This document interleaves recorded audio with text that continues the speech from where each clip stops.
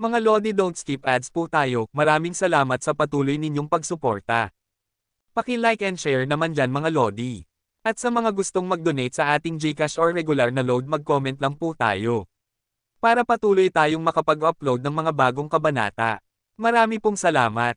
Kumusta mga Lodi, may bago tayong nobela, sana magustuhan nyo ang kwentong ito. Ito ay kwento ng isang kabataang lalaki na nagkaroon ng mahiwagang mga mata. Simulan natin ang kwento. Kabanata 1181 hanggang Kabanata 1190. Kabanata 1181. Sumasang-ayon ang aking wolf clan sa panukala ni G. Sa katahimikan, tumingin si Gerd sa tatlong iba pa at nagtanong sa isang malalim na boses, lahat, ano ang inyong opinyon? Nakarinig nito, inilagay ng patriarka ng mga bampira na si Alder ang basong alak na kanyang hinahawakan sa mesa at sinabi ng may ngiti, dahil handa si G. Na kumilos bilang tagapamagitan at hayaan ang lahat na parusahan ang traidor ng sama-sama, kung gayon ang aking lahi ng mga bampira ay sumasang-ayon din. Sige, sumasang-ayon ako sa Satanic Legion. Sabi ng pinuno ng Satanic Legion. Ang tanging natitira na lang ay ang pinuno ng Hells Angels na hindi pa nagbibigay ng sagot, kaya ang lahat ng mata ay nakatuon sa kanya. Sa ilalim ng ganitong uri ng tingin, dahan-dahang tumingin ang pinuno ng Hells Angels sa apat na tao sa paligid niya, at pagkatapos ay kinunot niya ang kanyang mga mata at ngumiti, dahil lahat kayo ay sumasang-ayon, ako, ang Hell Angels, ay natural na walang masasabi. Nakarinig nito, bahagyang ngumiti si Yehan at sinabi, parang lahat kayo ay sumasang-ayon sa alyansang ito. Malulutas ang problema, bakit hindi ka sasang-ayon? Muling kinuha ng patriarka ng mga bampira ang kanyang baso at sinabi ng may ngiti sa kanyang mukha, sa kauna-unahang pagkakataon sa kasaysayan ng kanluran, ang ating alyansa ng apat na pangunahing puwersa ay maaaring maisulat sa kasaysayan, lahat, para sa ating alyansa, cheers! Nakita ito, lahat ay nagtaas ng kanilang mga baso bilang tanda. Tumingin ang pinuno ng Hells Angels kay Yehan at sinabi, dahil ikaw ang nagmungkahi ng alyansang ito, sa tingin ko dapat mayroon kang ginawa na plano, tama ba? Nakarinig nito, ngumiti si Yehan at sinabi, gusto kong marinig ang iyong mga opinyon muna, ano ang tingin mo tungkol sa alyansang ito laban sa Shenting? Sinabi ni Alder ng may magalang na hitsura, G. Sa tingin ko dapat tayong lahat makinig sa iyong opinyon muna. Sa pagkakaalam ko, ikaw ay isang dalubhasa sa bagay na ito. Lahat ay tumingin kay Yehan. Sinabi ni Yehan ng may ngiti, ang mga plano ay talagang ginagawa ng hakbang-hakbang.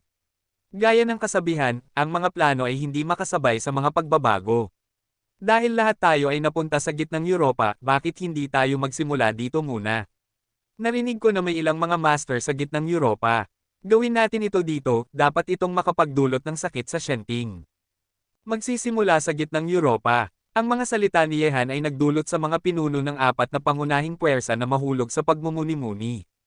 Ang gitnang Europa ay ang lugar kung saan ang Shenting ay pinakamalakas maliban sa Vatican sa Timog Europa. Kung may mangyari dito, tiyak na ang mga mata ng Shenting ay nakatuon dito. Pagdating ng oras, darating ang hukbo ng Shenting upang patayin, ito ba ay isang mapagpasyang labanan laban sa Shenting? Nakita ni Yehan ang mga ekspresyon ng mga pinuno ng apat na pangunahing puwersa, at sinabi niya ng may ngiti, ang dahilan kung bakit namin pinili na atakehin ang gitnang Europa ay dahil nagtipon na kami sa gitnang Europa, at hindi na kailangang magplano ng ibang aksyon. Sa ngayon ay nabuo lang natin ang alyansa, walang nakakaalam tungkol dito sa labas ng mundo, at ang paggawa ng isang bagay dito ay maaaring makamit ang hindi inaasahang mga resulta. G. Ano ang iyong mga partikular na plano? Tanong ni Alder, ang patriarka ng mga bampira. Sinabi ni Yehan, saan nakatuon ang kapangyarihan ng Shenting sa gitnang Europa?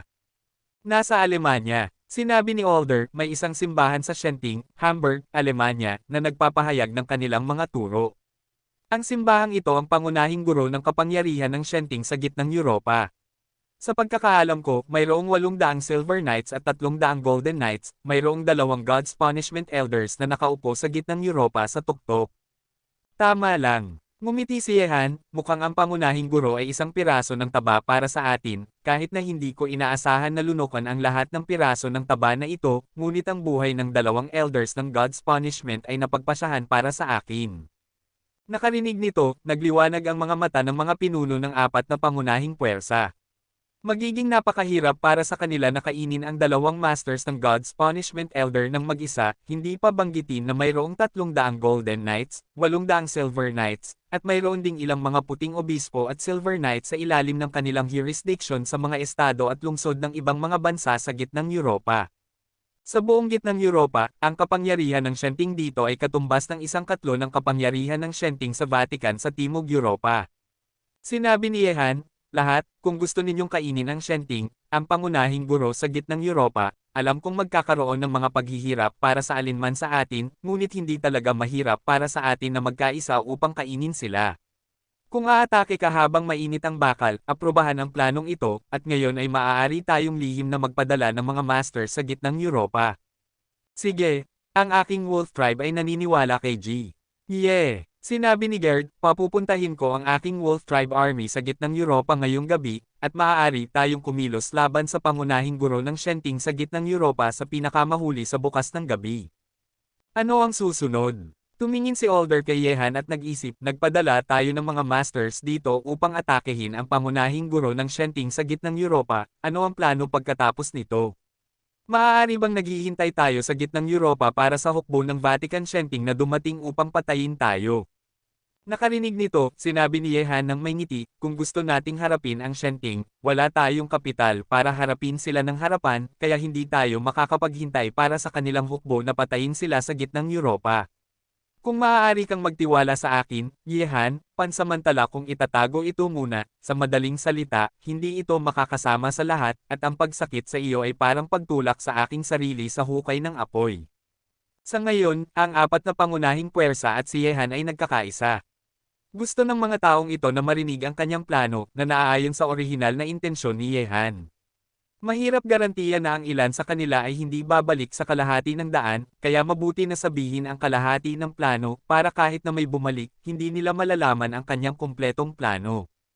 Wala akong pagtutol. Ikinalat ni Alder ang kanyang mga kamay, tulad ng iniisip ni Yehan, mas kaunti ang mga taong nakakaalam ng plano, mas mabuti, dahil alam ni Alder kung anong uri ng sitwasyon ang kinakaharap ni Yehan ngayon, kung gusto ni Yehan na saktan sila, talagang hindi na kailangang gawin ang napakaraming bagay, kaya ang konserbatibong plano ni Yehan ang pinakamagandang sitwasyon.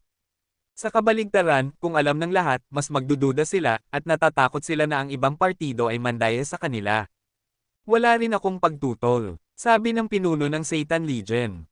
Sinabi ni Yehan, dahil wala ng pagtutol ang lahat, magpatuloy tayo ayon sa plano.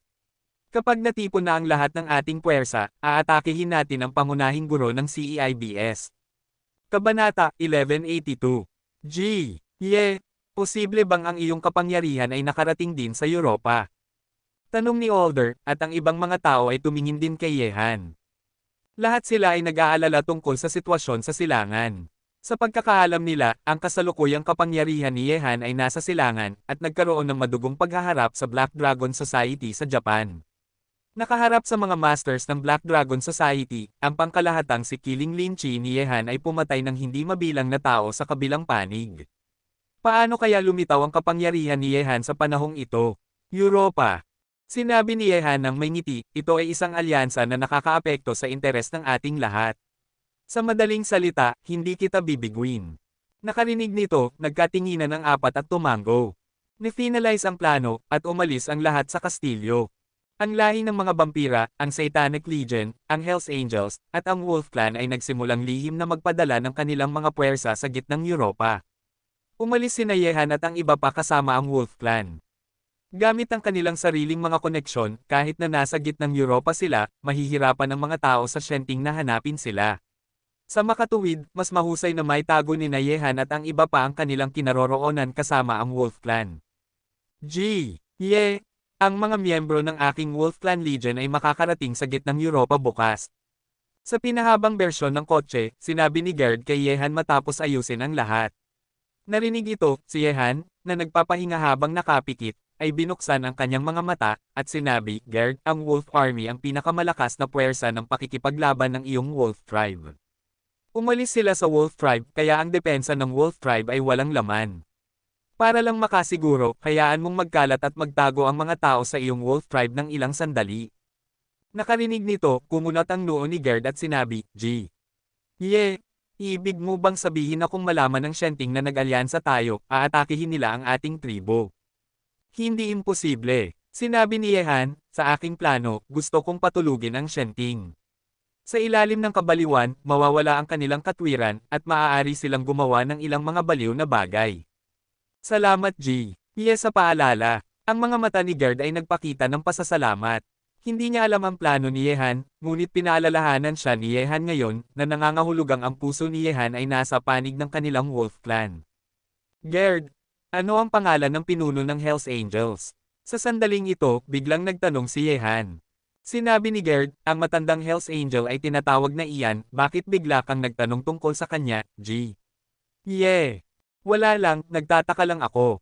Umiling si Yehan, hindi niya ipinahayag ang nararamdaman niya sa kanyang puso, ang pinuno ng Hells Angels ay nagbigay sa kanya ng pakiramdam na lumulutang, tila hindi niya pinapansin ang alyansang ito, gayunpaman, sinadya ni Yehan na hindi ibunyag ang kasunod na plano.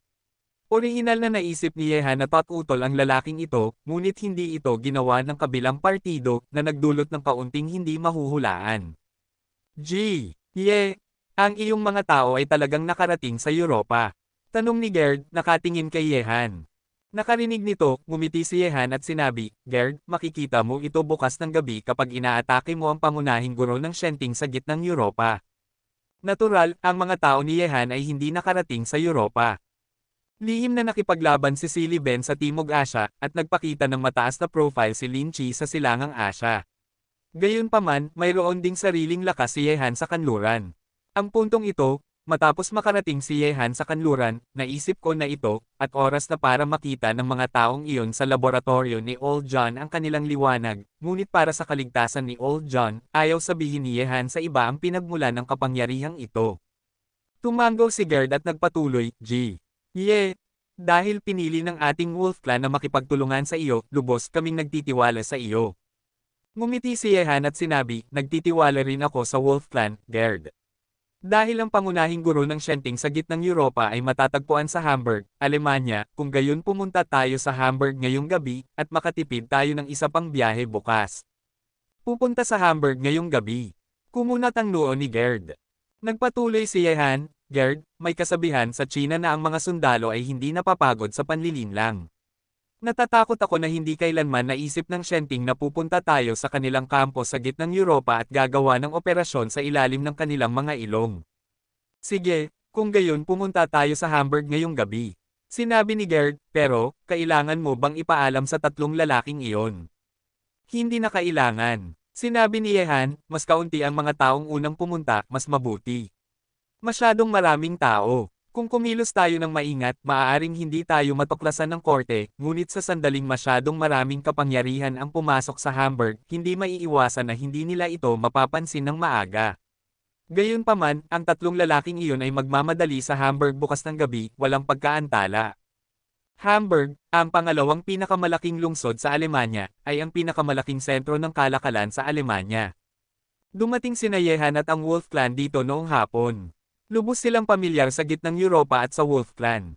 Kahit na matagal na silang umalis dito, ito ang kanilang tahanan noon.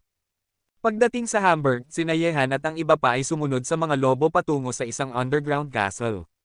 Sa itaas ng kastilyo ay isang inabandonang bahay na kahoy, at sa ilalim ng bahay na kahoy ay isang lumang kastilyo na itinayo sa ilalim ng lupa. Ang isang kuta ng Wolf Clan ay hindi na ginagamit ng matagal, at hindi pa ito natuklasan ng mga tao sa Shenting. Sa makatuwid, pansamantalang nagtago ang lahat sa kastilyong ito. Ang apat na tao ni Yehan ay nasa isang silid sa lumang kastilyo. Sa sandaling ito, wala ang mga miyembro ng Wolf Clan. Kinakausap ni Yehan si Old John. Ang laboratorio ni Old John ay nasa isang malaking barko. Maaari kang lumipat saan man sa dagat, at sa ngayon, hindi alam ni Yehan kung nasaan si Old John. Gayunpaman, kailangan ni Yehan ng mga tao, at hihilingin ni Old John sa pangkat ng mga tao sa laboratorio na tulungan siya sa lalong madaling panahon. Huwag kang mag-alala, ang pangkat ng mga tao na inihanda ko para sa iyo ay darating sa oras bukas. Mag-ingat ka sa Alemanya. Kung may kailangan ka, maaari mo akong hanapin. Ang nag-aalalang boses ni Old John ay nagmula sa telepono. Ngumiti si Yehan at sinabi, Old John, huwag kang mag-alala. Ako ay isang pusa na may siyam na buhay, at ang larangan ng digmaan sa Europa ay magiging kapana-panabik, hintayin mo na lang. Hehe, talagang nag-aalala kayo, kahit anong mangyari, ako ay magiging isang manunood upang makita kung paano kayo gumawa ng gulo sa Europa, iikot ang inyong mga kamay upang maging ulap, at iikot ang inyong mga kamay upang maging ulan. Ibinaba ng dalawa ang telepono sa isa't isa, at nagsimula ng ipadala ni Old John ang mga tao sa laboratorio sa Alemanya. Kabanata 1183. Di nagtagal, dumating ang gabi. Hindi na natili si Yehan sa kastilyo. Matapos magsuot ng maskara ng balat ng tao, umalis siya sa kastilyo. Narito ang pangunahing simbahan ng Shenting sa gitnang Europa, at mayroon ng ideya si Yehan na bisitahin ang pangunahing simbahan sa gabi. Iyon ang dahilan kung bakit hinayaan niyang pumunta muna sa Hamburg ang patriarka ng mga lobo. Ang Alemanya ay isang bansang puno ng romansa, ngunit naglalakad si Yehan sa kalye ng mag-isa, nararamdaman na hindi ito naiiba sa ibang mga bansa, puno rin ito ng luho at karangyaan, ngunit ang mga lalaki at babaeng nakatayo sa kalye at naghahalikan sa ilalim ng mga ilaw ng kalye ay nagparamdam kay Yehan ng kabuuan. Ang antas ng pagiging bukas sa konsepto ng pag-ibig sa pagitan ng mga lalaki at babae dito ay hindi maabot sa Tsina. Ang mga lalaki at babaeng Tsino ay may isang uri ng pagiging reserba sa kanilang mga puso pagdating sa pag-ibig sa pagitan ng mga lalaki at babae. Ang ganitong uri ng pagiging reserba ay kadalasang nagpapakita sa mga kababaihan. Hindi tulad ng mga dayuhan, ipinaglalaban nila ang katapangan, pagiging bukas. Gayunpaman, sa paghahambing, mas gusto ni Yehan ang pagiging reserba ng mga babaeng Tsino na nagpapakitang mas kaakit-akit sila. Ang pangunahing simbahan ng Shenting sa Hamburg ay matatagpuan sa isang malaking pastulan sa mga suburb. Mayroong isang simbahan na may napakaganda at maringal na hitsura. Hindi tulad ng ibang mga simbahan, ang simbahan dito ay mukhang mas banal at solemna, maringal at kahanga-hanga. Mayroong sikolohiya ng paglapastangan dito. Hindi kalayuan sa simbahan ay isang maliit na bayan. Naglalakad si Yehan sa mga kalye ng bayan na parang isang manlalakbay, ngunit madalas niyang tinitingnan ang matayog na simbahan.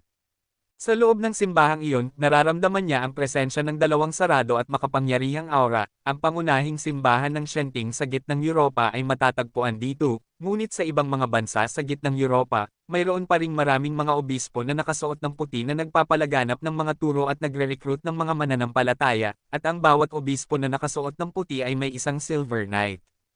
Sa maliit na bayan, paminsan-minsan ay makikita mo ang ilang mga pari na dumadaan sa simbahan. Kapag nakikita ang mga taong ito, ang mga tao sa maliit na bayan ay madalas na nagpapakita ng malaking paggalang sa kanila. Gayunpaman, nang palihim na tinitingnan ni Yehan ang maringal at solemne na simbahan, sa daan patungo sa bayan, sa ilalim ng malabon na ilaw ng kalye, isang figure ang nakakuha ng atensyon ni Yehan. Ang figurang ito ay naglalakad sa ilalim ng mga ilaw ng kalye, na parang wala sa sarili. Sa pangkalahatan, may isang ugnayan ng kalungkutan sa mga mata na parang hiyas, na maaari lamang sisihin sa magandang paningin ni Yehan. Kahit na malayo pa rin ang figure kay Yehan, mula sa unang sandali na nakita niya ito, hindi maiwasang makaramdam si Yehan ng kalungkutan. Nakumpirma na ang kanyang pagkakakilanlan. Ang banal na dalaga ng hukuman ng Diyos, Lina. Hindi inaasahan ni Yehan na makikita niya ang babaeng ito dito, ngunit medyo naiiba ang Lina ngayong gabi kaysa sa nakaraan. Inalis niya ang banal na kasuotan sa nakaraan at nagsuot ng nakaistilong kasuotan na sumasalamin sa kanyang hubog na katawan. Matindi at matingkad, mas kaakit-akit siya. Bukod dito, ang aura ng kawalang interes at pagtanggi sa kanyang katawan ay nagpapahiwatig ng isang pagnanais na lupigin siya. Tungkol kay Lina, sinulyapan siya ni Yehan at pagkatapos ay binawi ang kanyang tingin. Ang babaeng ito ay napakamaingat. Kung malaman niya, tiyak na magdududa siya. Kahit na nakasuot si Yehan ng maskara ng balat ng tao, makikilala ba siya ni Lina? Di nagtagal, pumasok si Lina sa isang maliit na bar sa maliit na bayan. Nakita ito, nagatubili si Yehan sandali at pagkatapos ay naglakad patungo sa maliit na bar. Sinabi ng kanyang intuition kay Yehan na si Lina ngayong gabi ay malinaw na naiiba sa nakaraan. Mayroong ilang mga pool table at ilang iba pang mga laro sa loob ng mesa. Ang mga bisitang pumupunta dito ay pangunahing nagkukwentuhan at umiinom sa loob at makikipag-usap din sila sa mga babaeng gusto nila. Matapos makapasok si Yehan sa maliit na bar, pumunta siya sa isang mesa sa sulok at umupo. Kasunod ng kanyang tingin, si Lina ay umiinom ng mag-isa sa counter ng bar, ngunit ang babaeng ito ay umiinom ng alak na parang tubig, umiinom ng sunod-sunod, sa hitsura na iyon, malinaw na narito siya upang maglasing. Nakita ni Yehan si Lina sa ganitong estado sa kauna-unahang pagkakataon, na nagpatibay sa kanyang intuition na may nangyari sa babaeng ito, kung hindi man, paano kaya mawawala ang kanyang pagpipigil ang marangal na santo ng korte. Sir, ano ang gusto mong inumin? Sa harap ni Yehan, hinarang ng isang waitress ang kanyang paningin at nagsalita ng matatas na Ingles. Kahit na hindi gaanong naiintindihan ni Yehan, halos naiintindihan niya ang ibig sabihin ng waitress. Tinuro niya ang serbesa sa kabilang mesa. Tumango ang waitress ng may ngiti, sige, maghintay ka lang sandali, sir. Ginamit ng waitress ang pangungusap na ito sa huaksiya, kahit na hindi siya matatas, nagulat si Yehan, marunong ka bang magsalita ng huaksiya? Medyo. Patuloy na ngumiti ang waitress at tumango, pagkatapos ay umalis ng magalang. Umupo si Yehan ng mag-isa sa sulok, paminsan-minsan ay nahuhulog ang kanyang mga mata kay Lina. Ang babaeng ito ay pumunta rito upang maglasing, na nagpatibay kay Yehan na may nangyari kay Lina, kung hindi man, paano kaya magiging ganito ang kanyang pagkakakilanlan. Mayroong higit sa 10 o 20 katao sa maliit na bar, karamihan sa kanila ay mga kabataang lalaki at babae. Ang gabi sa ibang bansa ay ang oras kung kailan nagsaya ang mga kabataang ito. Ang pagdating ni Lina, ang pinakamagandang babae, ay nakakuha rin ng atensyon ng maraming tao sa maliit na bar. Mahirap makita ang isang pinakamagandang babae tulad ni Lina. Kahit na mawala ang halo ng kabanalan, ang kanyang kagandahan ay hindi pa rin maabot.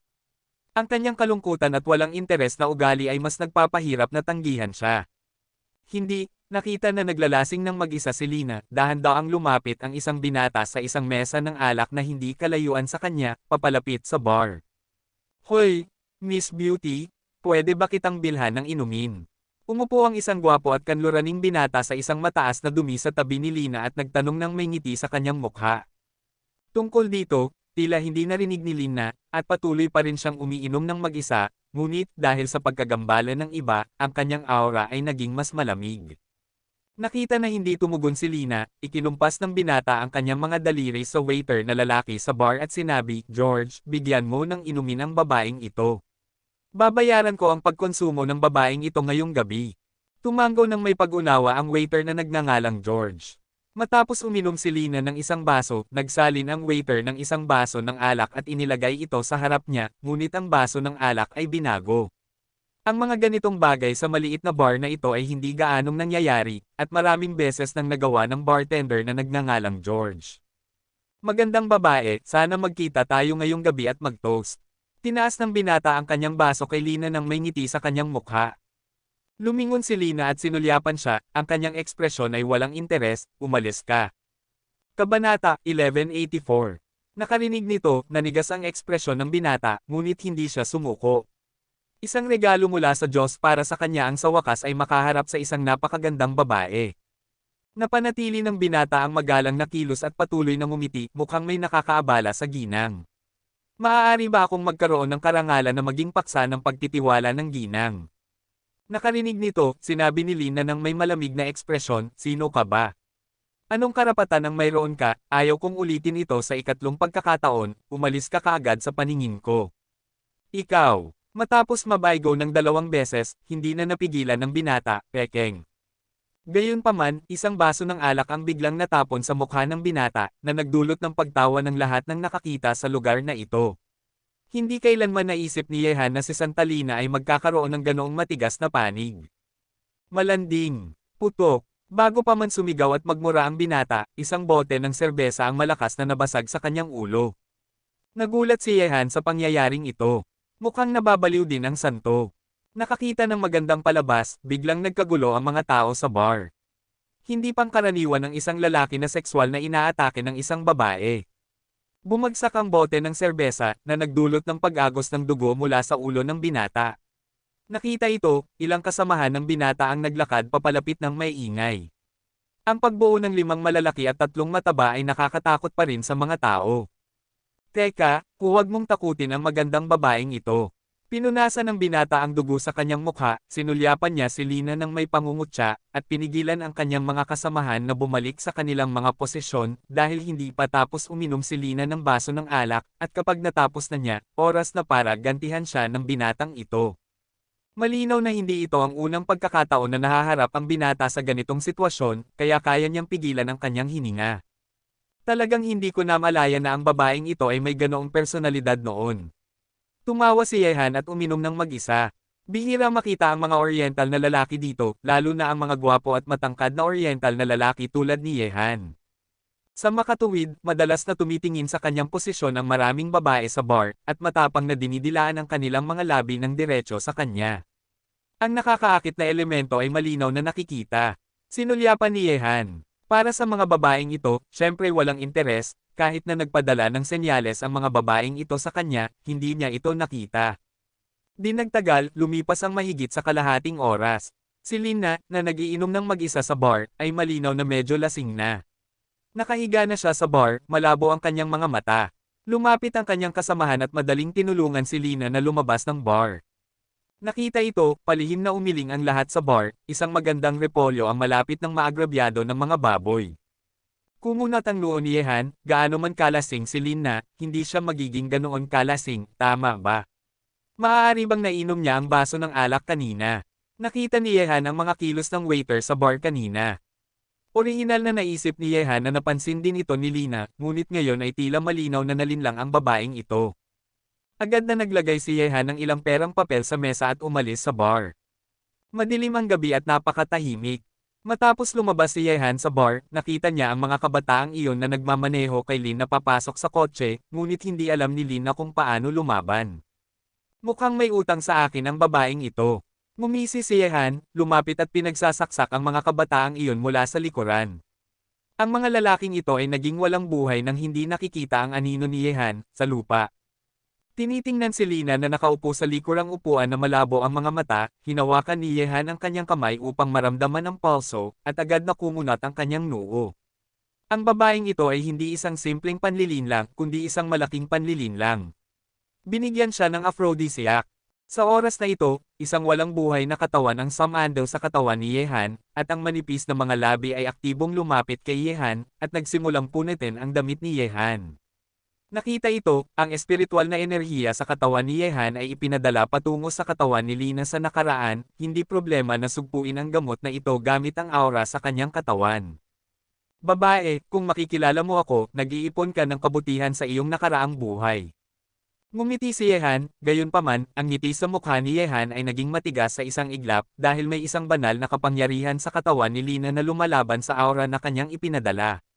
Ngunit sa sandaling ito, malinaw na nalilimutan si Lina, at ang mga katangian ng aphrodisiac ay kumalat sa buong katawan niya. Naramdaman ito, mamantong hininga si Yehan. Tiningnan niya si Lina na patuloy na nagkukusko sa kanya at nagungol, at mapait na ngumiti, well, sa pagkakataong ito, binilang ko ang aking mabubuting gawa sa aking nakaraang buhay. Sana ay hindi mo nais na magising. Sisisihin mo ako. Matapos magsalita, kinuha ni Yehan si Lina at tumakas sa madilim na gabi. Sa silangan, tinatakpan ng maulang panahon ang langit.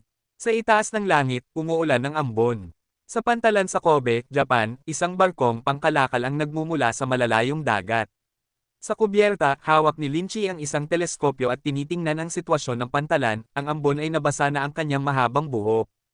Kabanata 1185. Narinig ko mula kay MS Zug na ang mga lalaking iyon mula sa Black Dragon Society ay mananambang sa atin dito.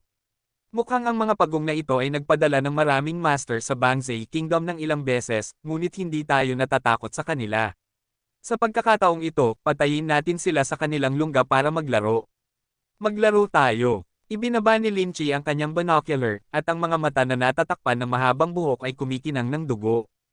Sa loob ng 3 araw, ilang beses nang nakipaglaban si Linchi sa mga masters ng Black Dragon Club sa Bangzai Country, at nilipol pa nga ang sangay ng Black Dragon Club sa Bangzai Country. Sa loob ng 3 araw na iyon, nagpadala ang Black Dragon Club ng 5 batch ng masters sa Bangzai Country upang alisin si Linchi, ngunit ang mga taong ito ay hindi na bumalik, at lahat ay namatay sa kamay ni Linchi at ng iba pa. At sa ngayon, dinala ni Linchi ang mga tao sa Japan. Huwag kang magiging pabaya, bata. Kahit na ang balita ay nagmula kay Inoksha Saburo, sinabi rin ni MS Zug na may isang makapangyarihang batang master sa Japan. Sa tabi ni Linchi ay 2 magkapatid mula sa pamilya Chen, tumulong matapos makuha ni Ajun ang kontrol sa mundo sa ilalim ng lupa sa Taiwan, nagmadali silang sumama kay Linchi nang walang tigil. Tungkol kay Ajun, inaasikaso pa rin niya ang mga natitirang gawain sa Taiwan. Ngumiti si Lin Chi at sinabi, Old Chen, gusto ko talagang makita kung gaano kalakas ang batang master na ito sa bibig ni Miss Zug. Habang nagsasalita, ang barkong pangkalakal ay papalapit ng papalapit sa pantalan. Sa oras na ito, nang malapit ng magdugtong sina Lin Chi at ang kanyang barkong pangkalakal, sa ilalim ng dagat sa paligid ng barkong pangkalakal, ang mga itim na anino ay lumipad patungo sa langit at tumapak sa kubyerta. Ang mga itim na anino na ito ay lahat ay may hawak na mga espada ng samurai, at sila ay mga ninja masters ng Black Dragon Society. Patayin! Sa sandaling lumitaw ang mga taong ito, nakipaglaban ang Shenlong General, Tianlong General, at Yinlong General sa kanila. Malamig ang mga mata ni Lin Chi, at hawak niya ang kanyang sibat. Tumayo siya sa isang mataas na lugar at tiningnan ang larangan ng digmaan sa kubyerta. Kahit na ang mga ninja masters na ito ay ang piling puwersa ng Black Dragon Society, malinaw na hindi nila mapigilan ang mga tauhan ni Ye Han. Mahigit sa kalahati ng mga makina ng pagpatay na ito ay napatay o nasugatan sa loob ng 1 minuto. Isang grupo ng basura, dahil lang sa gusto mong harangan si Master Chi. Tiningnan ni Lin Chi ang mga ninja masters ng Black Dragon Society, at naglabas siya ng isang malamig na singal. Talagang basura sila, kaya ngayon ay maglalaro ako sa iyo. Bigla, may narinig na boses mula sa kawalan. Kasunod ng tunog, isang binata na nakasuot ng puting kimono ay lumitaw sa kawalan sa harap ng pantalan. Naglakad ang binata patungo sa langit na may hawak na espada ng samurai. Sa likod ng binata, higit sa 30 mga ninja na nakasuot ng itim na damit na nakasuot ng damit panggabi ay nagmadaling lumapit isa-isa. Ang mga taong ito ay napakabilis, at ang nagyayelong aura ay kumalat mula sa kanilang mga katawan, na parang nagyayelo sa mundo. Walang emosyonal na pagbabago, ang mga ninja na nakasuot ng itim na damit ay bumagsak mula sa langit sa itaas ng kubyerta, at ang liwanag ng mga espada na naghiwa sa hangin ay napilitang umatras ang ilan sa mga masters sa Yinlong. Master! Nanlamig ang mga mata ni Lin Chi. Ang pangkat ng mga ninja na nakasuot ng itim na damit na ito ay mas malakas kaysa sa piling puwersa ng Black Dragon Society. Sa unang araw ng banggaan, kahit na ang Silver Dragon General ay nakaranas ng kawalan. Ang mga mata ni Lin Chi ay muling nahulog sa volley. Sa binata, ang taong ito ay isang master ng mga masters. Hoy! Sa wakas ay lumitaw ang isang disenteng karakter. Ngumisi ang bibig ni Lin Chi, ngumisi ang kanyang mga ngipin, Little Japan, tingnan natin kung ano ang kaya mo ngayon, gumalaw tayo. Matapos magsalita, nagbigay ng malakas na sigaw si Lin Chi, at nagbaril sa kawalan na may hawak na heaven-shattering halberd sa kanyang kamay, tinusok ang kawalan ng isang volley, at lumitaw sa harap ng puting kimono na kabataan na parang kidlat. Nakita ito, si Amaterasu 13 ay may isang malupit na ngiti sa kanyang malamig at mapagmataas na mukha. Sa isang iglap, hinugot niya ang kanyang espada, hinubad ito, at sinalakay. Ang kanyang pag-atake ng kutsilyo ay mas mabilis kaysa sa kidlat. Ding! Ang kakilakilabot na tunog ng ginto at bakal ay sumabog sa kawalan, ang mga spark ay nagkalat sa anman, at sa ilalim ng banggaan, ang katawan ni Lin Chi ay agad na naitulak pabalik. Killing God Lin Chi, lumalabas na ang kanyang lakas ay ganito lang. Talagang nakakadismaya. Malamig ang hitsura ni Amaterasu Shisan, at sa sandaling nagsalita siya, ang kanyang katawan, na parang multo, ay biglang lumitaw sa harap ni Lin Chi, sa isang pag-atake, ang walang kapantay na enerhiya ng espada ay tila humahati sa dagat. Inom. Mabangis ang mukha ni Lin Chi, at ang kanyang mabaliw na espiritu ng pakikipaglaban ay binalot ang mundo, at ang langit na sumisira ng sibat sa kanyang kamay ay sumalubong sa kanya. Sa kanluran, Gubao City, mabilis na lumipas ang isang gabi. Sa isang hotel sa isang maliit na bayan sa Gubao City, nakatayo si Ye Han sa tabi ng bintana na naninigarilyo ng sigarilyo, nag-iisip tungkol sa isang bagay. Iniligtas niya si Lina kagabi, ngunit sila sa pagitan, naganap ang isang sobrang pagkakaibigan, at kinain niya siya. Sa puting kama, tahimik na nagbibihis si Lina. Hindi tulad ng dati, kahit na nangyari ang ganitong bagay, hindi siya nag-abala na patayin si Ye Han. Kalmado siya, ngunit ang kalmadong mukha ay naglabas ang kanyang aura ay napakawalang interest at malamig, na nagdulot ng pagbaba ng temperatura sa silid.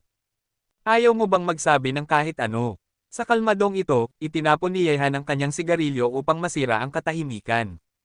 Ipinakita na niya ang kanyang tunay na kulay, ngunit ang kalmadong ipinakita ni Lina ay talagang nagpapaisip kay Yehan. Ano ang nangyari tulad nito? Hindi ba dapat sigawan siya ng babaeng ito, o gawin siyang diretso? Ang kalmado ni Lina at ang ugnayan ng Yinhong sa kumot ay nagdagdag ng mabigat na timbang sa puso ni Yehan. Kung hindi dahil sa nangyari kagabi, alam ni Yehan na hindi niya kailanman gagawin ito kay Lina, at hindi niya ito ginawa na isip kung magkaroon ng karagdagang pag-unlad kay Lina, ngunit ngayon, sa pamamagitan ng pagkakataon, nangyari ang isang bagay na hindi dapat mangyari. Ano ang sinasabi mo, gawin mong walang hiyang bastardo na responsable sa akin? Isang walang interes na boses ang nagmula sa bibig ni Lina, ang mukha ay napakakalma at kakaiba, talagang gusto malaman ni Yehan kung bakit nagbago si Lina. Ito ay ibang-iba sa kanyang nakaraang personalidad. Kabanata 1186. Kung bubuksan mo ang iyong bibig, gagawin ko ito. Tahimik na sinabi ni Yehan. Ngayon, talagang hindi niya alam kung ano ang sasabihin. Maaari bang nangyari ang lahat ng ito dahil sa pagkalasing mo kagabi, ito ay isang dahilan, at isang pag-iwas sa pananagutan. Ito ang kanyang sariling pananagutan, at hindi ito tatanggihan ni Yehan. Hehe, hindi ko inaasahan na ikaw, isang marumi at walang hiyang bastardo, ay magkakaroon ng ganoong kabaitang puso. Malungkot na ngumiti si Lina, umalis ka, hindi kita nakita sa gitnang Europa, at wala sa mga ito ang nangyari. Bihira kang managot sa akin, ang aking kinabukasan ay para lamang sa susunod na dakilang papa, at hindi ka karapat-dapat. Hindi alam ni Yehan mismo kung paano matatapos ang dulang ito ngayon, ngunit dahil ito ay kanyang pananagutan, hindi niya ito iiwasan, at lalong hindi niya hahayaang ang kanyang babae ay mapunta sa ibang tao, kahit na ang babaeng iyon ay puno ng galit sa kanya kahulugan. Inaamin kong nagkaroon ng napakaraming pagkabangga at pagkabangga sa pagitan mo at ako. Inaamin ko rin na ang aking mga pamamaraan ay talagang hindi tapat. Para dito, humihingi ako ng tawad sa iyo, kahit na hindi ito makakabawi sa anumang bagay. Tumingin si Yehan kay Lina, gayunpaman, ito ang aking tunay na paghingi ng tawad sa isang babae. Walang silbi ang sabihin ng iba. Kasama ko, wala kang pagkakataong mapunta sa ibang tao. Sino mang manggahas na maging susunod na papa, papatayin ko siya, sino? Matapos magsalita, umalis si Yehan sa hotel. Ang pangyayari kay Lina ay nagdulot sa kanya ng maraming sakit ng ulo, at ang hindi inaasahan ni Yehan ay ang unang lalaki ni Lina ay siya. Sa bukas na bansang ito sa kanluran, si Rulen maaaring sabihin na kakaunti ang mga babae sa edad ni na nagpapanatili pa rin ng kanilang unang pagkakataon sa kanilang buhay. Nagdulot din ito kay Yehan na makaramdam ng mabigat na pananagutan. Kahit na hindi kailangan ng babaeng iyon na managot siya, bilang isang lalaki, paano kaya talagang baliwalain ito ni Yehan? Bukod dito, ang mapagmataas na siya ay hindi hahayaan si Lin na sa hinaharap, bukod sa kanya, mapupunta ito sa ibang tao. Matapos umalis sa hotel, nakatanggap ng tawag si Yehan. Ang mga tao mula sa laboratorio ni Old John ay nakarating na sa Hamburg. Nang marinig ang balita, hindi na nagpatuloy si Yehan sa paglagi sa maliit na bayan na ito. Orihinal na nais niyang pumunta sa Hamburg kagabi. Ang pangunahing guro ay bumisita sa gabi, ngunit hindi niya inaasahan na makikilala si Lina, kaya ang ideya ng mga pagbisita sa gabi sa pangunahing guro ay kailangang iwanan. Sa loob ng hotel, nakaupo si Lina sa kama na parang malamig na bangkay. Ang walang interes na aura ay nakakatakot, at unti-unti, isang luha ang gumulong sa kanyang walang interes na mukha. Orihinal na, dahil sa kanyang pag-aasawa kay Yehechon, dumating siya sa gitnang Europa sa ilalim ng dahilan na para lang makapagpahinga. Ngunit dito, ibinigay niya ang kanyang unang pagkakataon dito, sa pamamagitan ng pagkakataon, sa oriental na lalaking pinakakinamumuhian niya. Para kay Yehan, kinamumuhian siya ni Lina ng husto. Kinamumuhian niya siya dahil sa pagiging marumi at walang hiya. Ngayon, kinamumuhian niya si Yehan dahil sa pag-agaw sa kanyang unang pagkakataon. Napakakomplikado ng puso ni Lina, ang ganitong uri ng pagiging komplikado ay mahirap ipaliwanag. Hindi naramdaman ni Lina ang ganitong uri ng damdamin sa katawan ni Yehechon. Hindi pa siya nakaranas ng damdamin, at hindi niya alam kung ano ang damdaming ito. Kinamumuhian ba niya at mahal niya sa parehong oras? Marahil, dahil sa pagtanggi niya sa kanyang pag-aasawa kay Yehechon na pinili niyang umalis sa Vatican at pumunta sa gitnang Europa. Gayunpaman, kahit na isang santo si Lina, hindi niya masusuwi ang itinakda ng Papa. Ang kapalaran ng bawat henerasyon ng mga santo sa korte ay pareho. Ang kanilang kinabukasan ay maaari lamang mapunta sa susunod na papa, at si Yehechon ay kabilang na sa default na desisyon. Isang papa. Sa Hamburg, sa labas ng isang inabandonang gusaling pang-industriya, dahan-dahang hinubad ni Yehan ang maskara ng balat ng tao sa kanyang mukha, na nagpapakita ng kanyang tunay na mukha. Sa sandaling ito, sa loob ng inabandonang gusaling pang-industriya, isang matangkad ang itim na lalaki ay lumabas, malamig ang kanyang mukha, kasing seryoso ng isang malamig na dugo na mamamatay tao. Master! Ang matangkad na itim na lalaki ay lumapit kay Yehan ng may magalang na ekspresyon. Ang pangkat ng mga tao sa laboratorio ay mga ulila na pinag-ampon ni Old John sa Afrika.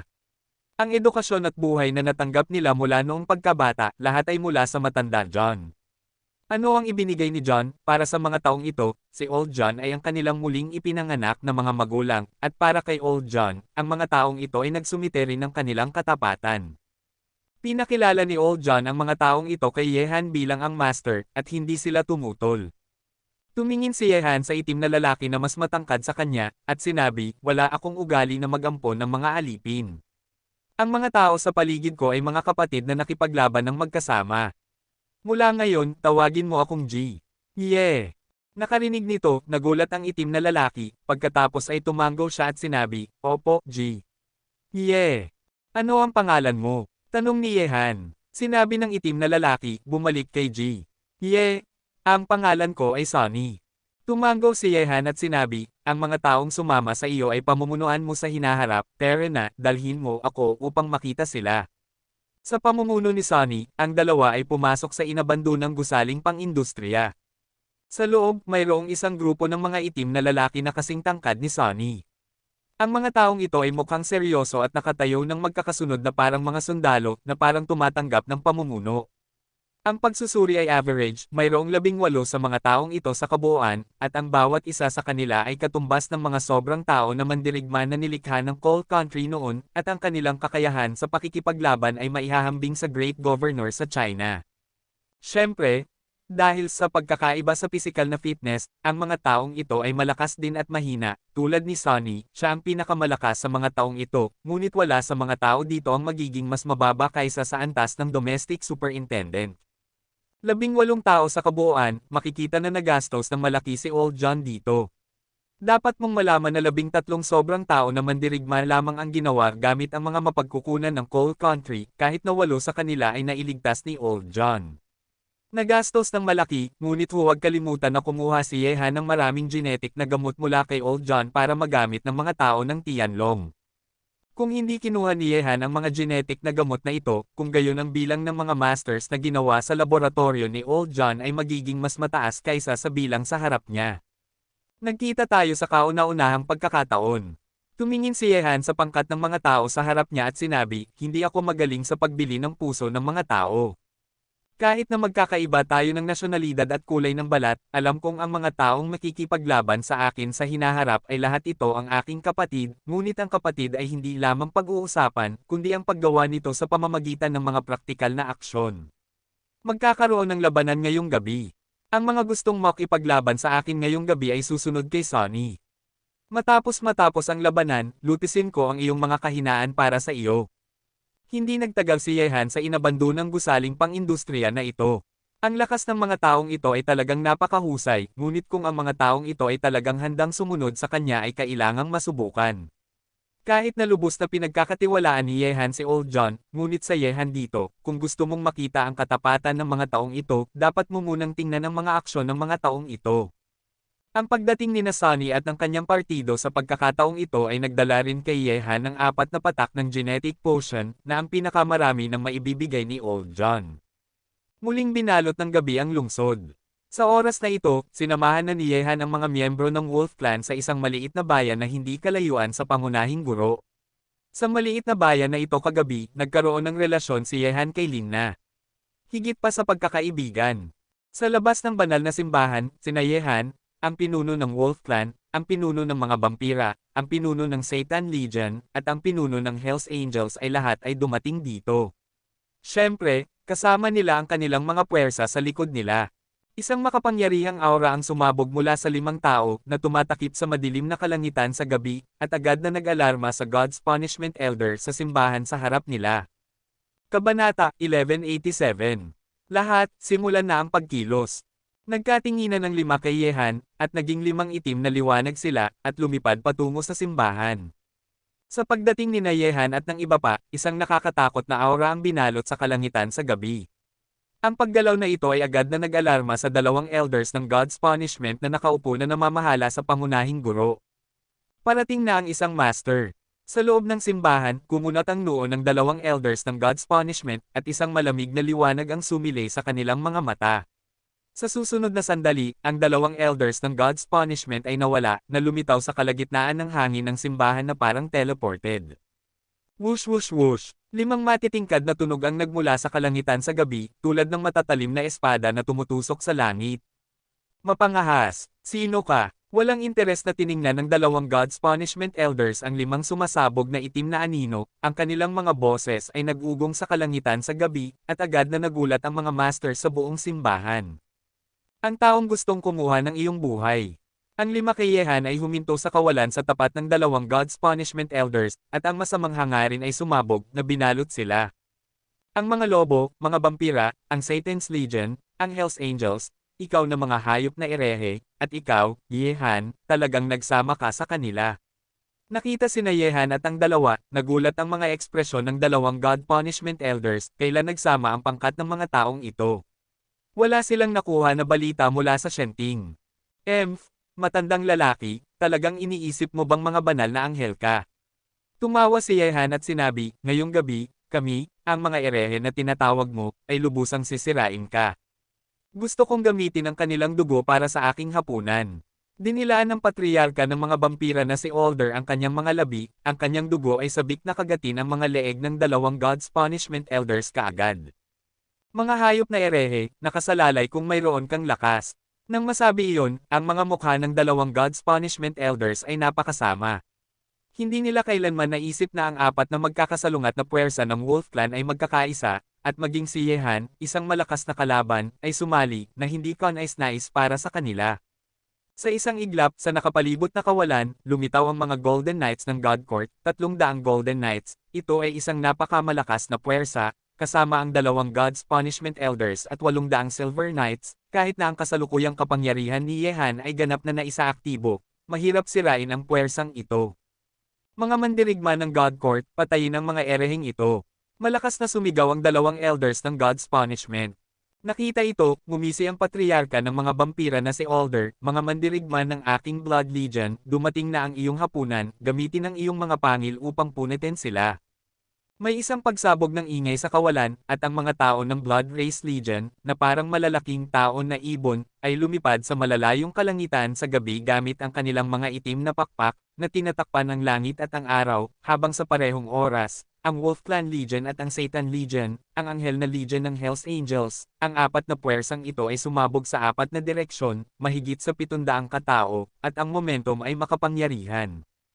Bigla, pagkatapos lumitaw ang mga tropa mula sa 4 na pangunahing puwersa isa-isa, lumitaw din ang mga tao ni Yehan sa entablado. Pinangunahan ni Zhao Hengtian at ng 3 pa ang pangkat ng mga masters na lumabas sa laboratorio. Kahit na hindi sila marami, sila ay mabangis at nakakatakot. Ngunit ang aura nito ay mas nakakatakot kaysa sa anumang puwersa ng 4 na pangunahing puwersa. Ang mga tao mula sa lahat ng antas ng pamumuhay ay nagtipon, at ang labanan ay sumabog sa kalangitan sa gabi sa isang iglap. Mga Ginoo, ang 2 matandang lalaking ito ay ibibigay sa akin, at kayo ay tatayo sa tabi ko. Lumabas si Yehan sa kalangitan sa gabi, malamig ang kanyang ekspresyon, at ang kanyang walang awa na aura ay kumalat sa mundo, kahit na nakaharap siya sa 2 Diyos na parusa sa kanya. Elder, hindi rin nakaramdam ng anumang presyon si Yehan. Nakita ito, nagkatinginan ang mga pinuno ng 4 na pangunahing paksayon at umatras ng isa-isa. Gusto ni Yehan na labanan ng mag-isa ang 2 God's Punishment Elders, at gusto rin nilang makita kung gaano kalakas si Yehan. Ikaw na Sampain na batang Oriental, ikaw ba ang nag-iisa sa kanila? Sabay-sabay na sumanghal ang 2 elders ng God's Punishment, at isang banal na liwanag ang sumabog mula sa kanilang mga katawan sa isang iglap. Mga Diyos sa pangkalahatan. Kalmado at malamig na sinabi ni Yeleng, kung hindi mo ako bibigyan ng daan palabas, syempre gagawin ko ang lahat ng aking makakaya upang patayin ka. Putulin ang mga kalokohan, ngayong gabi ay oras na para mamatay ang 2 matandang lalaking ito. Baliw na bata, mamamatay ka. Sabay-sabay na tumakbo ang 2 elders ng God's Punishment patungo kay Yehan sa kalangitan sa gabi ng may nakakatakot na mga ekspresyon. Ang nakakatakot na banal na liwanag ay naging 2 malalaking espada at bumagsak sa ulo ni Yehan sa parehong oras. Nanatiling hindi nagbabago ang ekspresyon ni Yehan, ang kanyang katawan na nakatayo ng may pagmamalaki sa kawalan ay biglang kumislap, at sa susunod na sandali, lumitaw na siya sa kalangitan sa itaas ng mga ulo ng dalawang God's Punishment Elders, ang kanyang multo na mga mata ay nakakatakot, at sa isang iglap, ang nakakatakot na puwersa ng kalooban ito ay sumabog, na nagparamdam sa mundong ito na parang may makapal na puwersa na kumakalat. Umalis ka rito! Sa isang malakas na sigaw, tulad ng kulog na umuugong sa kalangitan sa gabi, ang dalawang God Punishment Elders ay muling sumugod kay Yehan.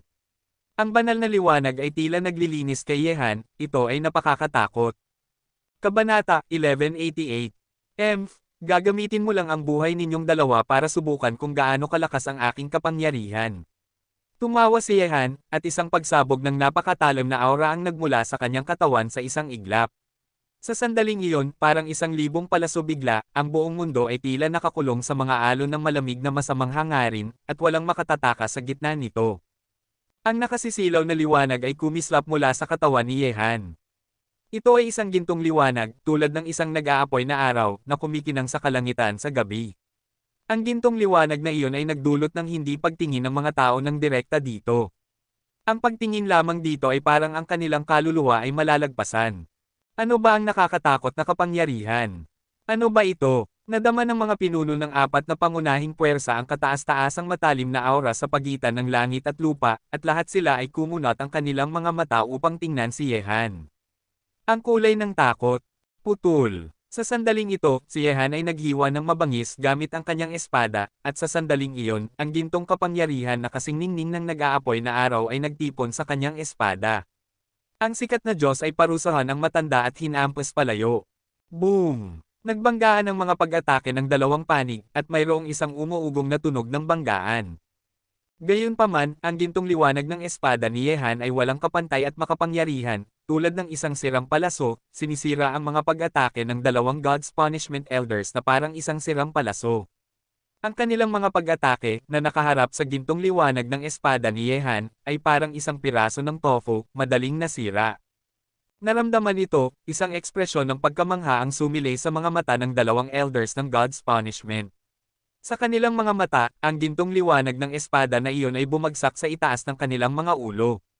Chi-chi! Madaling tumawid ang gintong liwanag ng espada sa mga katawan ng dalawang God Punishment Elders, at sa wakas ay nawala sa kawalan. Sa kutsilyong ito, direktang pinugutan ni Yehan ang dalawang elders ng God's Punishment. Ang nakakatakot na kutsilyo ay naglaho sa kawalan, na nagulat sa mga pinuno ng apat na pangunahing puwersa ng sabay-sabay. Kahit si Yehan mismo ay nagulat sa kapangyarihan ng kutsilyo. Pinatay ang dalawang God's Punishment Elders sa isang suntok. Sa itaas ng kalangitan sa gabi, ang mga pinuno ng apat na pangunahing puwersa ay nayanig ng sabay-sabay, ang kanilang mga mata ay kumislap ng pagkamangha, ang lakas ni Yehan ay napakamalakas, ito ay napakakatakot. Sa sandaling ito, kahit si Yehan mismo ay medyo nagulat sa kapangyarihan ng kutsilyong ito, ang kapangyarihan ng ginto, ito ang kauna-unahang pagkakataon na ginamit niya ito, ngunit ang epekto ay napakamalakas at hindi pangkaraniwan. Alam ni Yehan na kung hindi niya gagamitin ang kapangyarihan ng ginto, sa pinakamaraming dalawang God's Punishment Elders ang maaaring masugitan, at kung gusto mong patayin sila, tiyak na hindi mo sila mapapatay kaagad. Ano ba ang nakakatakot na kapangyarihan? Hindi nakakagulat na kaya ni Pangzo nasaktan ang banal na hari ng banal na lupain ng Kunlun, hindi nakakagulat na ang banal na hayop na White Tiger ay naglakas loob na matuklasan upang mahanap ang gintong hugis na bato, isang nakakatakot na kapangyarihan, mayroon bang mas malakas kaysa dito sa mundong ito? Naisip ni Yehan sa kanyang sarili, ang kanyang mga mata ay kumikinang ng ginto, gamit ang ganitong uri ng kapangyarihan, naramdaman niya na ang presyon na harapin ang Nine-Night Sage King ay hindi magiging kasing laki ng dati. Ang dalawang God Punishment Elders na nakaupo sa gitnang Europa ay agad na napatay. Nagulat ang Silver Knight at Golden Knight nang makita ang pangyayaring ito. Ang mundo ay nalubog sa isang magulong labanan. Nang walang isang gulugod, ang mga taong ito ay hindi magtatagal. Naglakad si Yehan patungo sa mga posisyon ng apat na pinuno sa kalangitan sa gabi. Ang mga mata ng apat na pinuno ay nahulog sa kanya, at isang mahinang ekspresyon ng takot ang sumilay sa kanilang mga mata. Kung kaya ni Yehan na patayin ang dalawang God's Punishment Elders sa isang suntok, kung gayon tiyak na may lakas si Yehan na patayin sila. Ang nakakatakot na lakas ng binatang ito ay nagdulot ng takot sa apat, ngunit sa parehong oras, nakita nila ang pag-asa na sirain ang Shenting. Napakasigla ni Yehan ngayon, at sa hinaharap, tiyak na magiging mas malakas siya kaysa sa papa ng Shenting. Ang kanilang alyansa ay sumisira sa Shenting. Matapos ipakita ni Yehan ang nakakatakot na lakas na iyon, mas malaki ang kanyang pag-asa. Bukod dito, ang kapangyarihan ni Yehan sa kanluran ay nagulat din sa apat na pinuno. Kahit na hindi sila marami, lahat sila ay mga masters. Walang nakakaalam kung paano natipon ni Yehan ang kapangyarihang ito. Sila ay misteryoso at makapangyarihan. Makapangyarihan, tulad ni Yehan, siya rin ay misteryoso at makapangyarihan. Lahat, magdesisyon tayo ng mabilis. Ang ating larangan ng digmaan ngayong gabi ay hindi limitado sa isang lugar na ito. Sa ilalim ng masusing pagmamasid ng apat na pinuno, naglakad at nagsalita si Yehan. Nakarinig nito, tumango ang apat na pinuno at sumugod patungo sa mga Golden Knights. Ang pagpatay sa mga taong ito ay kasing dali ng pagpuputol ng mga gulay. Sumali rin si Yehan sa labanan, nagtataglay ng nakakatakot na kapangyarihan ng ginto. Saan man dumaan ang kanyang espada, nagkalat ang mga bangkay. Ang bawat gintong liwanag ng espada ay tumatawid sa kalangitan sa gabi, at ang pagkawasak na nilikha nito ay nasa mga mata ng mga tao sa Shenting. Tulad ng isang bangungot, sila ay nagmamadaling tumakas at nagsiksikan sa lahat ng direksyon. Ito ang kauna-unahang pagkakataon na tumakas ang Shenting mula sa mga erehe na kanilang tinawag. Noong nakaraan, hindi kailanman umatras ang Shenting sa proseso ng pagdurog sa mga erehe na kanilang tinawag, ngunit sa pagkakataong ito, maaari lamang silang harapin mamatay. Ang labanan sa pangunahing guro ay mabangis, ngunit mabilis itong natapos. Sa loob ng kalahating oras, bukod sa mga natitirang bangkay sa loob ng pangunahing guro, ang malakas na amoy ng dugo lamang ang umiikot sa hangin. May ilang Golden Knights na nakatakas. Matapos ang labanan, ang mga pinuno ng apat na pangunahing puwersa ay lumapit sa tabi ni Yehan. Sinabi ni Yehan, okay lang, kung gusto nating lipulin silang lahat, kailangan nating habulin sila. Gayunpaman, mayroon pa ring larangan ng digmaan na naghihintay sa atin. Ano ang iyong susunod na plano? Tanong ni Alder. Sinabi ni Yehan, dahil inaatake natin ang gitnang Europa, dapat nating lipulin ang lahat ng puwersa ng Shenting sa gitnang Europa at ugatin sila. Hayaan kong masunog ang larangan ng digmaan sa buong gitnang Europa, lahat, at pagkatapos ay maghahati tayo sa 5 grupo, nahahati sa silangan at timog. Kanluran, hilaga, at gitna upang alisin ang natitirang puwersa ng Shenting sa gitnang Europa. Ang prosesong ito ay dapat na mabilis, mas mabuti sa magdamag. Sa tingin ko hindi ito magtatagal ng ilang oras. Dapat malaman ng matandang papa na nag-alyansa tayo. Sa oras na iyon, tiyak na magpapadala siya ng mga eksperto sa gitnang Europa upang durugan tayo. Kabanata 1189. At pagkatapos, tanong ni Ian, ang pinuno ng Hells Angels. Nakarinig nito, sinulyapan siya ni Yehan at sinabi, ang plano para sa hinaharap ay sasabihin sa lahat pagkatapos malutas ang labanan sa gitnang Europa. Kung wala kang pagtutol, maaari kang kumilos ngayon. Mas mainam na matapos ang labanan bago sumikat ang araw. Gayon din, ang Shenting sa tingin ko sinusubaybayan ng lahat ang paggalaw sa Vatican, at gusto kong malaman ang kanilang partikular na pagdeploy pagkatapos matapos ang labanan. Sige, pupunta ako sa timog at magkikita ulit tayo pagkatapos nating lipulin ang natitirang puwersa ng Shenting sa gitnang Europa. Pupunta ako sa kanluran. Agad na umalis ang mga pinuno ng apat na pangunahing puwersa kasama ang kanilang mga lakas. Dinala rin ni Yehan ang kanyang mga tauhan sa silangan ng gitnang Europa.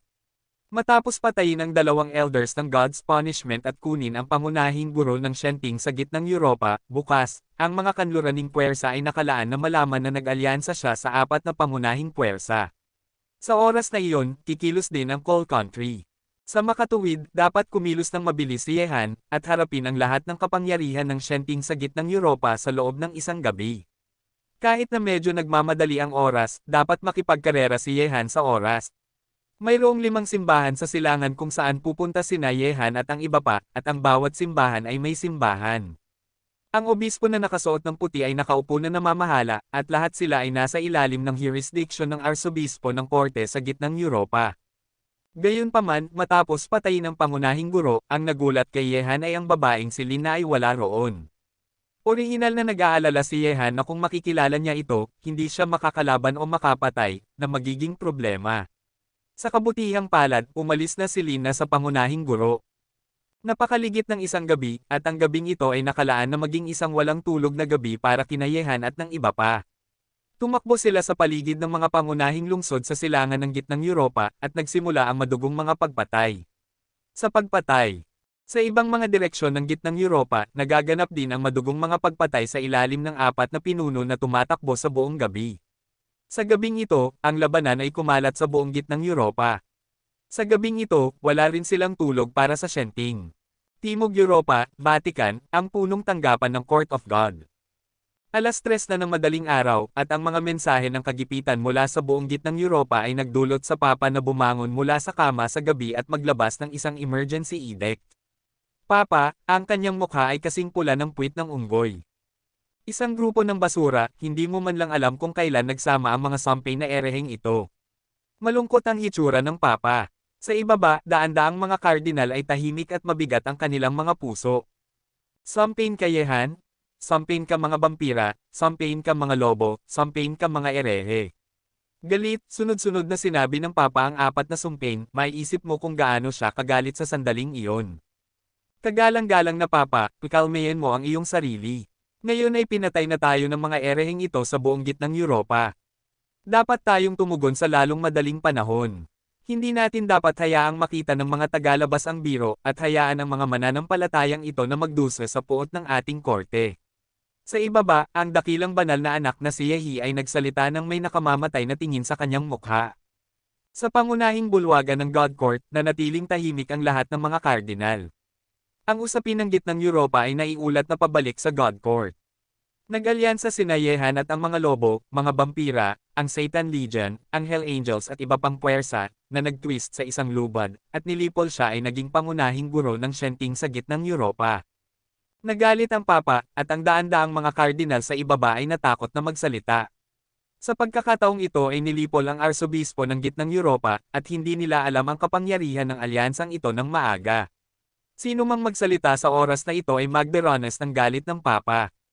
Sa posisyon ng Papa, matapos marinig ng Papa ang mga salita ng dakilang banal, si Yeheshi, ang kanyang mabangis na mukha ay naging mas nakakatakot. Ang pangunahing guro ng gitnang Europa ay katumbas ng isang katlo ng kapangyarihan ng mga Diyos, at ang mga Diyos ay nais na muling linangin ang kapangyarihang ito, hindi ko alam kung gaano karaming lakas at gastos ang kakailanganin.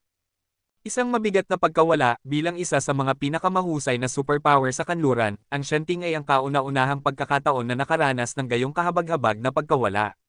Bukod dito, ang pangunahing guro ng gitnang Europa ay nilipol, na malakas na sinampal ang mukha ng Shenting. Ang kadakilaan ng mundo ay naging pinakamalubhang hamon. Sa sandaling ito, marahil dahil sa sobrang galit, malakas na umubo ang Papa. Noong huling pagpunta niya sa Golden Triangle, nasugatan siya ng kagalang-galang na Zaiyaw. Ang matandang lalaking ito ay hindi pa nakaka-recover. Panginoon kong Papa, ikalmayan mo ang iyong sarili. Iwanan mo sa akin ang bagay na ito. Ako, si Yaeshi, ay tiyak na pupuksain ang lahat ng mga ereheng ito. Nakita ang Papa na malakas na umubo, muling nagsalita si Yaoshi, may seryosong ekspresyon sa kanyang mukha. May isang nagyayelong panginginig. Nakarinig nito, sinabi ng Papa sa isang malamig na boses, Panginoon, kung gusto mong lipulin ang lahat ng mga ereheng ito, kailangan mo nang gawin ito ngayon. Gusto kong mamatay ang lahat ng mga sampay na ereheng ito sa gitnang Europa. Ang mga mandirigma ng aking banal na korte ay nakabaon sa akin. Hindi kailanman bibigwin ni Yeeshi ang Papa. Ang alyansang ito ay maaaring tawaging pinakamalakas at hindi malamang na alyansa sa kasaysayan ng kanluran. Dapat silang patayin ng ating God Court sa duyan, at ang kaluwalhatian ng aking God Court ay muling ikakalat. Ang lupain ng gitnang Europa.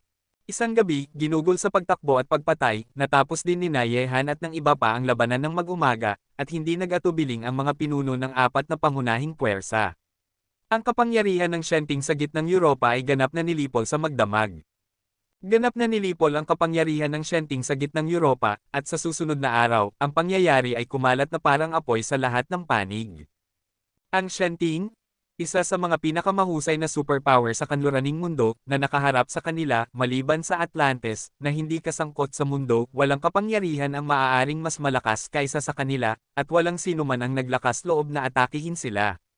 Gayunpaman, hindi pa ito nangyari ang isang bagay, ang alyansa sa pagitan ng apat na pangunahing kapangyarihan at Dongfang Yehan ay kumain ng isang katlo ng kapangyarihan ng Shenting sa magdamag. Isang sensasyon ang naganap sa buong lupain ng kanluran at ang gitnang Europa ay naging sentro ng lahat ng puwersa sa lupain ng kanluran. Talagang hindi pangkaraniwan ang lalaking ito. Hindi ako nagkakamali. Kahit na siya ay pinalayas mula sa Huaxia, maaari pa rin niyang tawagin ang hangin at ulan at maging isang pangunahing tauhan. Sa isang lugar sa dagat sa kanlurang Europa, isang malaking puting barko ay dahan-daang naglalayag sa dagat. Pabagal. Nakaupo si Old John sa sopa na umiiling ng kanyang baso ng pulang alak.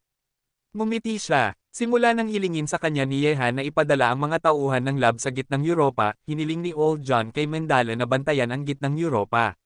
Sa makatuwid, ang gitnang Europa natural na alam ni Old John ang mga malalaking pagbabagong naganap sa magdamag.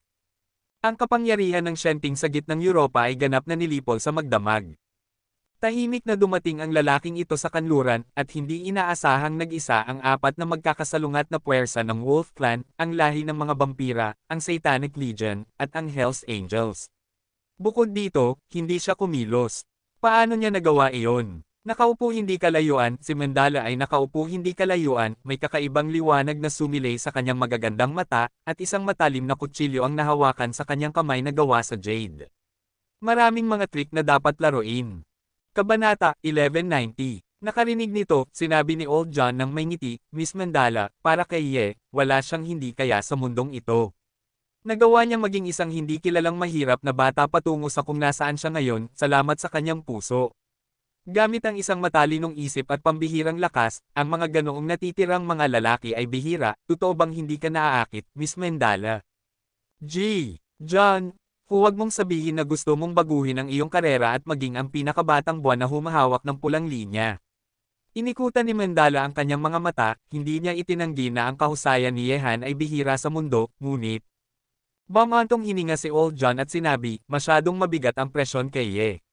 Gusto ko lang na magkaroon si Ye ng isang babae na makakatulong sa kanya. Tinitingnan ng mga babae sa paligid ni Ye, walang makakatulong kay Ye sa puwersa. Wala. Inikutan ni Mendala ang kanyang mga mata, ako, si Mendala, ayaw kong maging isang alipin ng lalaki. Ang aking lalaki ay dapat magkaroon ng lakas na mangibabaw sa mundo. Ang lalaking iyon ay malayo sa aking layunin sa pagpili ng kapareha. Hehe, sa tingin ko tiyak na magagawa ito ni Ye. Ang isang taga-silangan ay maaaring iikot ang kanyang mga kamay upang maging ulap at ulan sa kanluran at gawing posible ang imposible. Ye, siya ay maaaring tawaging unang tao. Ngumiti si Old John, sa ngayon, nilipol na niya ang kapangyarihan ng Shenting sa gitnang Europa. Susunod, gusto ko talagang makita kung anong kamangha-manghang mga trick ang gagawin niya sa kanluran. Nakilala siya ng Shenting, ito ay itinuturing na isang pagkikita. Ito ay isang matigas na mani na kakainin. Hilagang Amerika, matatagpuan sa Andes Mountains ng Panama, ay ang lugar kung saan dumami at nabuhay ang Western Titans. Sa isang mataas na bundok, ang palasyo ng mga Titan ay binubuo ng malalaking bato. Kahit na hindi ito mukhang maganda, nagbibigay ito sa mga tao ng kamangha-manghang pakiramdam. Ang bawat malaking bato ay kasing taas ng 2 tao. Mahirap pagsamahin ang malalaking bato sa isang palasyo kahit sa panahong ito na may advanced na teknolohiya. Ang mga langit sa Europa ay nagbabago. Ang patriarka ng Titan Clan ay matangkad, may nakakagulat na pakiramdam ng kapangyarihan sa buong kanyang katawan, at tumingin siya sa malayo, sinasabi ito.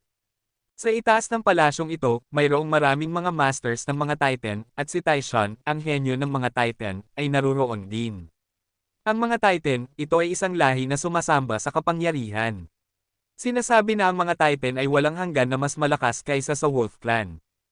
Patriarka, ang mga pangyayari sa Europa ay walang kinalaman sa atin. Hindi tayo laban sa mga Diyos o laban sa Wolf Clan. Naglalaban sila pabalik-balik, manood na lang tayo ng palabas. Sa ibaba, sinabi ng isang elder ng Titan Clan. Sinabi ng patriarka ng Titan Clan, hindi, may pakiramdam ako na kung hindi mapigilan ng Shenting ang kalaban sa pagkakataong ito, kung gayon ang madilim na kalangitan na ito ay tatakpan ang buong lupain ng kanluran, at ang mapayapa na buhay ng aking Titan Clan ay maaaring masira, dahil sa pagkakataong ito, isang binata mula sa silangan ang namumuna sa pagbabago, at ang taong ito ay gumawa ng malaking gulo sa kanluran sa simula, kaya't hindi siya hinamak ng mga tao. Sa parehong oras, nagtipon ang lahat ng mga nangungunang ehekutibo ng isang tanggapan ng investigasyon sa isang cold country sa Hilagang Amerika. Mga Ginoo, naiintindihan ba ninyo? Ang sampay na taga-silangan na iyon ay dumating sa kanluran upang gumawa muli ng gulo. Sa pagkakataong ito ay nakikipagkumpetensya siya sa Shenting, ito ang ating pagkakataon para sa paghihiganti. Ang kalbong direktor ay nagsalita ng may malungkot na ekspresyon. Nakarinig nito, tumayo si General Jason, ang kataas-taasang pinuno ng 9th District, at sinabi, "Boss, halos lipulin ng Sumpay na yehan ang ating mga sobrang tao na mandirigma." Handang tanggapin ni Jason ang krimen at gumawa ng mga karapat-dapat na gawa. Nangyari lang na ang plano ng paggawa ng Diyos ay may epekto na. Gamitin natin ang Sumpay na yehan na ito upang subukan ang kutsilyo. Plano ng paggawa ng Diyos, ito ay isang eksperimento na mas confidential kaysa sa Superman Project. Napakaganda, Jason, ibibigay ko sa iyo ang pagkakataong ito. Ang God-making project ay nagpalaki na ng 3 mandirigma ng Diyos. Sana ay hindi mabaigo ang mga mandirigma ng Diyos. Sinabi ni General Jason, "Boss, ang God Warrior ay ilang beses na mas malakas kaysa sa Superman Warrior." Sa ngayon, ang Sumpay na yehan na iyon ay nakikipaglaban sa God Court. Hanggat makuha natin ang pagkakataon, tiyak na mapapatay natin siya sa pagkakataong ito. Sige, bigyang pansin ang mga paggalaw ng yehan na iyon, at kapag dumating ang pagkakataon, gagantihin ko siya. Ang lupain ng Antarctica ay isang mundo na natatakpan ng pilak. Ang dagat ay nagyayelo ng isang makapal na layer ng yelo. Sa nagyayelong mundong ito, mayroong isang iglo na mukhang isang mahiwagang mundo. Hindi tumpak na sabihin na ito ay isang bahay, ito ay isang sinaunang kastilyo na gawa sa mga pader ng yelo. Sa lumang kastilyo, isang binata ang may hawak na isang mahiwagang rune. Tila kaya niyang manipulahin ang nakapalibot na yelo sa kalooban. Ang mga eskultura ng yelo sa harap niya ay patuloy na nagbabago, nagiging mga espada sandali, at mga kutsilyo sandali. Sa wakas, ang layer ng yelong ito ay naging isang palaso ng yelo, kristal na malinaw at malamig, at ang matalim na dulo ng palaso ay tila makakatago sa anumang depensa sa mundong ito. Sa sandaling lumitaw ang palaso ng yelo, ang binata ay may hawak na pana ng yelo. Ang panang yelo na ito ay napakabigat, mga 2 metro ang haba. Ang panang yelo na ito ay gawa sa yelo, at ang lubid ng pana ay tila isang maliit na sinulid ng yelo. Ganoong kamangha-manghang pana, natatakot ako na walang pangalawa sa mundo. Dahan-dahang inilagay ng binata ang palaso ng yelo sa pana ng yelo, hinayla ang lubid gamit ang kanyang kanang kamay, at nagpaputok sa kawalan ng may isang tunog na whoosh. Ang bilis ng palaso ay hindi mailarawan. Ang kawalan ay naging isang pilak na lugar ng liwanag, at hindi alam kung saan nagpaputok ang palaso patungo sa malalayong kawalan. Sa oras na ito, sa likod ng binata ay dumating ang isang matandang lalaki na may pilak na buhok. "Ice Lord?" Ang oriental na lalaking iyon ay narito muli. Kalmado ang sinabi ng matandang lalaki sa likod ng binata. Nakarinig nito, dahan-dahang binawi ng binata ang kanyang pana, at may isang maliwanag na ngiti sa sulok ng kanyang bibig, higit sa 1 taon na ang nakalipas. "Hindi ko inaasahan na pupunta siya sa kanluran, ito ang tagasilangan na pinaka-interesado ko, hindi ko alam kung ang pagkikita na ito makakainom pa ba siya ng isang mangkok ng Huoxia beef noodles." Ang binatang ito ay walang iba kundi si Tin, isang lalaki na may napaka-misteryosong pagkakakilanlan at lakas. Nang habulin si Yehan ni Yehechan sa kanluraning mundo, palihim ding sumunod si Tin kay Yehan. Walang sama ng loob, ito ay para lamang makita kung ano ang hitsura ng mga kabataang taga-silangan na pinagsamang hinahabol ng mga kabataang masters ng kanluran. Noong panahong iyon, nagkita ang dalawa sa isang tindahan ng pansit. Kahit na wala silang nag-imbite sa isa't isa, kilala na nila ang isa't isa. Gayunpaman, hindi kinainitayan ng mangkok ng pansit ng baka noong panahong iyon, at ang dalawang panig ay nag-usap lamang ng sandali. Gayunpaman, si Yehan ay nagkaroon ng malalim na impresyon kay Tayan. Noong panahong iyon, alam ni Yehan na si Tayan ay isang master na mas malakas kaysa kay Yehechan, ngunit bukod sa pangalan, sino ang kabilang partido? Saan siya nagmula, wala siyang alam si Yehan. Sinabi ng matandang lalaki, "Ice Lord, ang taga-silangan na ito ay nag-uugnay na ngayon sa Wolf Clan, Vampire Race, Satan Legion, at Hells Angels sa kanluran, at nilipol ang lahat ng kapangyarihan ng God's Court sa gitnang Europa sa magdamag."